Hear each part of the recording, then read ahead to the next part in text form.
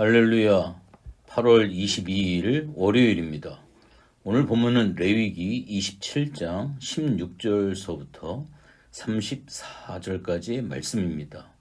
우리 인생의 깊은 질문 가운데 사람은 과연 변화될 수 있을까? 우리는 무엇을 통하여 어떤 방법으로 살아왔던 옛사람으로부터 새로워질 수 있을까? 죄인은 과연 하나님을 만날 수 있을까? 어떤 방법으로 우리는 하나님과 교통할 수 있을까? 이러한 인생의 깊은 질문에 대한 답변이 바로 우리가 대하고 있는 레위기의 말씀입니다. 예배라고 하는 것은 타락한 인간이 하나님 앞에 나아가 죄사함을 받고 구원받을 수 있는 하나님이 제시해 주신 유일한 방법입니다.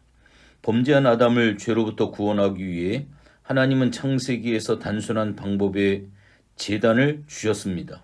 그러나 아벨, 노아, 아브라함 등을 지나 족장들과 출애굽 공동체로 이어지면서 이윽고 출애굽기와 레위기에 이르러서는 예배의 본질이 무엇인지, 타락한 사람은 어떻게 하나님을 찾아갈 수 있는지, 사람은 어떻게 해야 변화되는지를 자세하게 가르쳐 주시기 위해 성막 예배를 제시해 주셨습니다.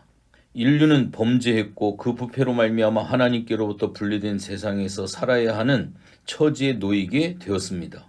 하지만 하나님께서는 은혜롭고 자비하셔서 사람들에게 하나님의 임재 앞에 나아가 그분과 교제할 수 있는 길을 허락해 주셨습니다.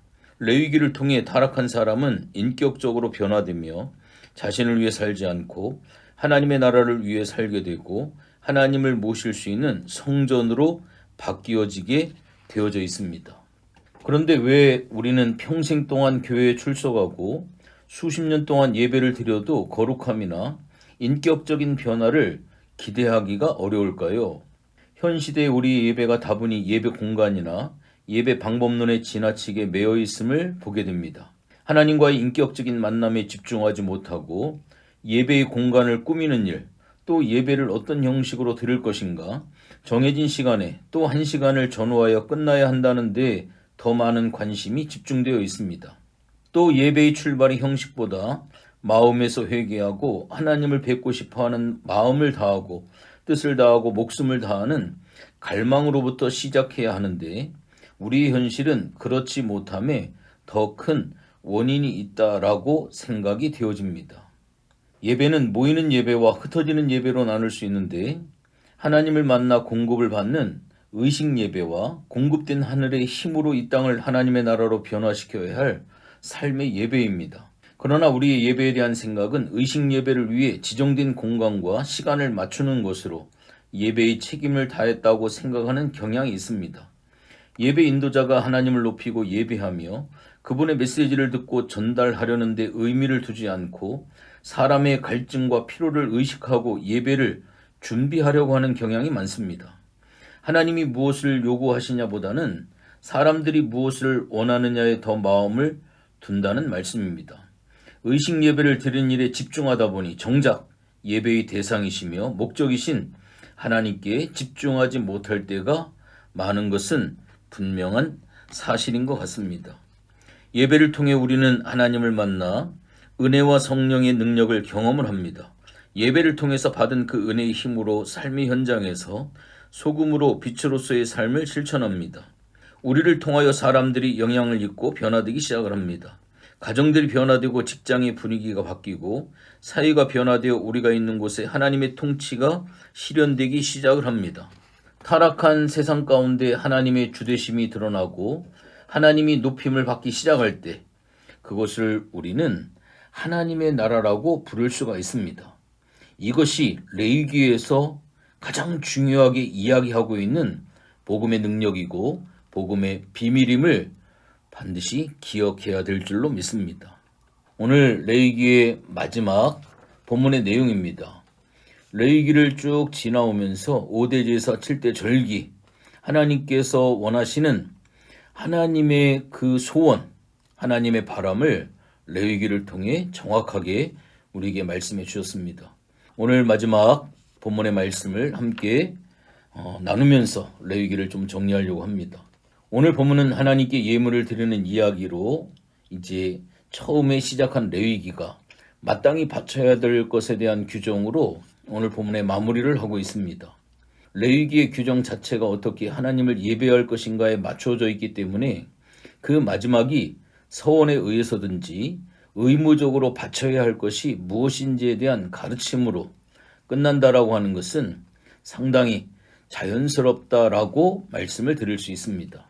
오늘 26, 27절의 말씀에 보면 오직 가축 중에 처음 난 것은 여호와께 드릴 첫 것이라. 소나 양은 여호와의 것이니 누구든지 그것으로는 성별하여 드리지 못할 것이며 만일 부정한 짐승이면 내가 정한 값에 그 5분의 1을 더하여 물을 것이요 만일 무르지 아니하려면 내가 정한 값대로 팔지니라. 가축 중에 처음 난 것은 모두 예물로 하나님께 바쳐야 했습니다. 이는 출애굽기에서 6월절에 애굽의 모든 초태생들이 다 죽임을 당했기에 초태생은 모두 하나님의 것으로 여겨졌기 때문입니다. 사실 이스라엘이 성소에 예물을 바쳐야 하는 모든 이유는 바로 여기서 비롯된다라고 볼 수 있습니다. 성소에 바쳐진 예물들은 제사에 사용되거나 제사장과 레위인을 위해 사용이 되어집니다. 제사장과 레위인은 각 집안의 장자 대신 하나님께 바쳐진 사람들이기 때문에 이스라엘이 그들의 생계를 유지시켜 줌으로써 자기 장자의 목숨값을 드리는 것으로 여겨졌습니다.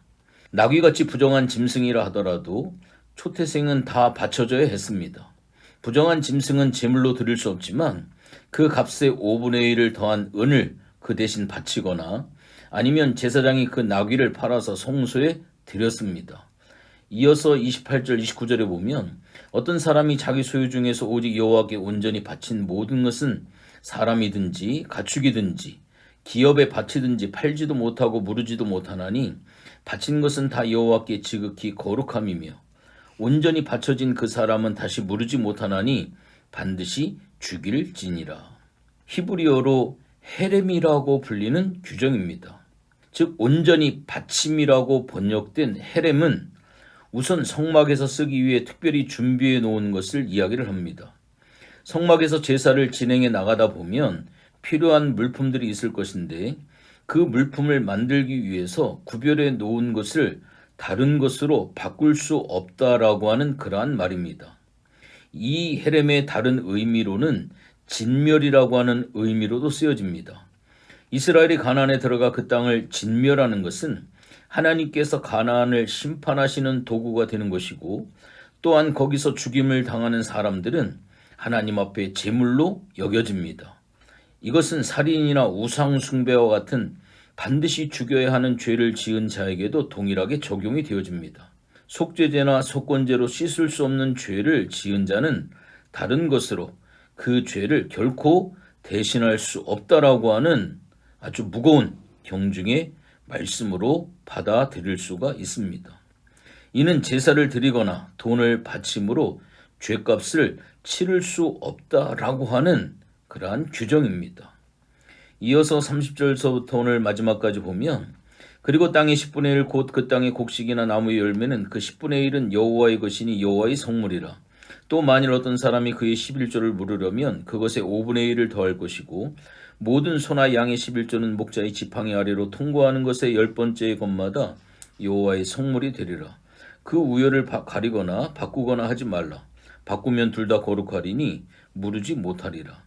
이것은 여호와께서 시내산에서 이스라엘 자손을 위하여 모세에게 명령하신 계명이니라. 아멘. 그리고 11조에 대한 규정이 주어지고 있습니다. 곡식이나 나무의 열매는 모두 10분의 1을 떼어 바쳐야 했습니다. 11조를 무르기 위해서는 그것의 5분의 1을 더해야 했는데 이는 작물 중에 품질이 좋은 것은 자기가 갖고 못한 것만 바치지 못하도록 하는 그러한 규정입니다. 소나 양의 경우는 목자 앞으로 그것을 무작위로 지나가게 하여 10번째 것마다 하나님께 바칠 것이지 다른 것으로 바꿀 수 없다라고 하는 뜻입니다. 우열을 가리거나 바꾸는 행위는 금지되었습니다. 그것을 바꾸면 둘 다 거룩하게 된다. 즉 바꾸려다가는 둘 다 바쳐야 한다는 의미로 바꾸는 것 자체를 금지하기 위한 규정입니다. 이스라엘은 그 신앙의 정체성을 지키기 위해 자기 가축의 첫 태생과 모든 소출 그리고 가축의 11조를 드려야 했습니다. 최근에는 레위기의 이런 규정을 현대교회에 적용할 수 있느냐를 가지고 논쟁이 많습니다. 솔직히 저로서는 헌금 11조를 바치는 것이 문제가 아니라 그 헌금을 어디에 쓰이는가가 더 큰 문제로 보입니다.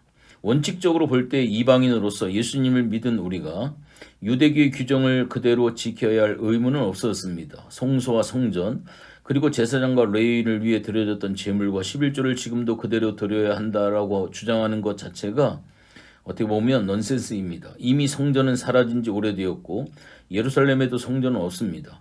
유대인들도 제사를 드리지 않는데 제물을 레위기가 규정한 대로 제물을 바치라고 한다라고 하는 것은 어떻게 보면 큰 설득력은 없습니다. 그러나 또한 우리는 재해석된 제물과 11조를 드려야 합니다. 이는 바울이 고린도 교회를 향해 쓴 글에서 이미 주어진 가르침입니다. 고린도후서 9장 6절 7절에 보면 이것이 곧 적게 심는 자는 적게 거두고 많이 심는 자는 많이 거둔다 하는 말이로다. 각각 그 마음에 정한 대로 할 것이요 인색함으로나 억지로 하지 말지니 하나님은 즐겨내는 자를 사랑하시느니라. 아멘. 바울은 참된 성전인 교회를 위해 헌물을 바치는 것을 고린도 교회에 권면을 하고 있습니다. 정확하게 10분의 1을 떼라고 하지 않고 그 마음에 정한 대로 그러나 인색함이나 억지가 개입되지 않도록 하라고 말합니다.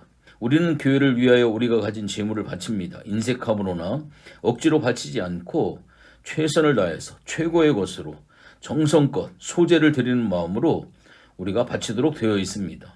다만 11조는 대체 성의 것이 얼마만큼인가라고 하는 질문에 대한 적절한 가이드가 되어줍니다. 분명한 점은 이 당시에 이스라엘 백성들이 잘 살았을까? 지금 현대를 살아가는 우리가 잘 살고 있을까를 비교해 본다면 모세와 여호수아 시대의 이스라엘 백성들이 보기에 우리는 그야말로 꿈에서나 볼 수 있었던 상상조차 불가능한 수준의 풍요를 누리고 있다라고 하는 것은 분명한 사실입니다. 그럼에도 우리는 얼마나 이 사실에 감사하고 감격해하고 하나님 앞에 영광을 돌리고 올려드리는지 한번 반드시 짚어보고 살펴볼 필요가 있습니다. 하나님께서 우리에게 요구하시는 이 헌신, 섬김, 합당한 예물 이것을 레위기의 정신을 통하여서 우리가 하나님 앞에 올려드릴 수 있는 복된 성도들이 되어줄 수 있다고 한다면 그 사람은 참으로 복된 사람들입니다. 레위기를 통하여 참된 예배와 하나님을 섬기는 법과 이 땅에 살아가는 성도의 삶의 모습들을 다시 한번 점검하고 또 살아가는 그러한 복된 삶이 되어주시기를 주님의 이름으로 부탁을 드립니다. 하나님, 레위기 1장을 시작해서 27장까지 하나님을 어떻게 섬기고 어떻게 예배하고 또 하나님 앞에 어떻게 영광을 돌려야 할 것인지를 자세하게 정확하게 엄격하게 우리에게 말씀하고 있습니다. 우리가 드려지는 예배들이 레위기에 비교해 볼 때 합당하게 하게 하시고 항상 최고 최상의 것으로 하나님 앞에 예배하고 올려드릴 수 있는 그러한 이 마지막 시대에 복된 성도들로 다시금 세워질 수 있도록 레위기의 정신이 회복되어지는 귀한 은혜를 꼭 허락하여 주시옵소서. 감사를 드리며 예수님의 이름으로 기도했습니다. 아멘.